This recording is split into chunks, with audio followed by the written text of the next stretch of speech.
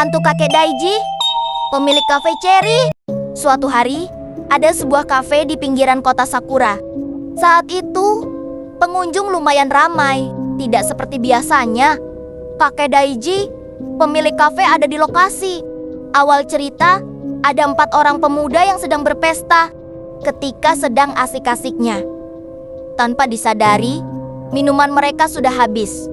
Lalu salah seorang dari mereka, ada yang masih kentang. Dia pun bergegas pergi, ingin meminta jatah preman ke kafe sebelah.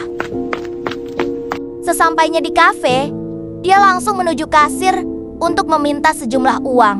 Lalu, pemilik kafe pun menolak untuk memberinya uang.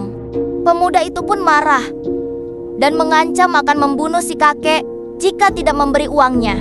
Si kakek pun tidak takut dengan ancaman tersebut, lalu menyuruh pemuda itu untuk pergi. Sambil mengacungkan jarinya, pemuda itu pun lalu pergi. Dia pun keluar sambil lari karena kesal pada si kakek pemilik kafe tersebut. Dan ternyata si pemuda itu datang kepada temannya untuk meminjam senjata laras panjang milik temannya itu. Dia bercerita kepada temannya bahwa dia dipermalukan di depan banyak orang oleh kakek tua pemilik kafe itu dan berencana ingin menghabisinya. Dia pun bergegas kembali ke kafe tersebut. Tanpa pikir panjang, dia langsung menembak si kakek dan asistennya tersebut tanpa ampun. Si kakek pun tewas di tempat beserta asistennya. Semua orang yang berada di kafe tersebut lari berhamburan. Setelah mendapatkan uangnya, pemuda itu pun kabur dan membawa mobil milik si kakek entah kemana. Lalu polisi pun datang untuk olah tempat kejadian perkara.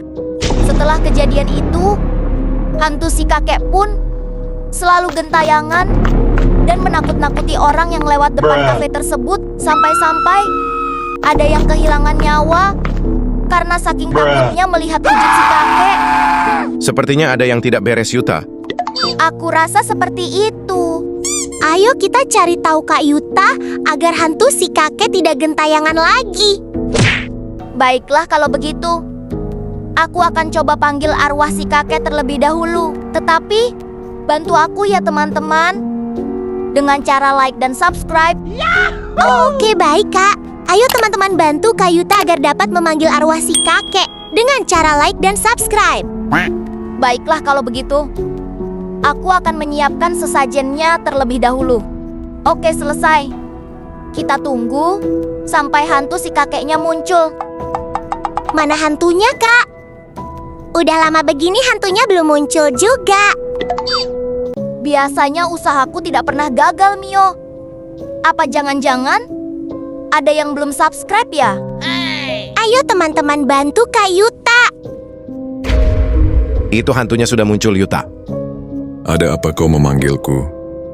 Hai hantu kakek. Kenapa kau selalu datang dan menakut-nakuti orang di sekitar sini? Aku tidak akan berhenti gentayangan jika orang yang telah membunuhku belum ditemukan. Ternyata itu penyebabnya, Yuta. Ayo bantu si kakek itu Kak Yuta agar dapat menemukan orang yang telah membunuhnya. Baiklah kalau begitu. Aku akan mencoba mencarinya memakai droneku ini.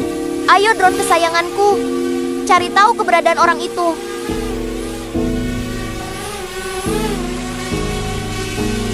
Dapat. Itu dia orang yang telah membunuh si kakek.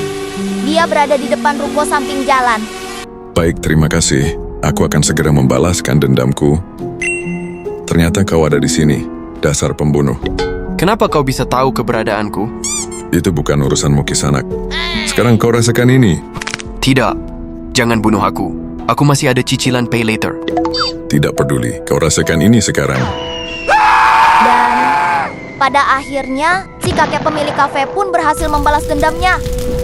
Penjahat itu pun mati dengan mengenaskan. Cerita berakhir. Terima kasih yang sudah menonton video ini.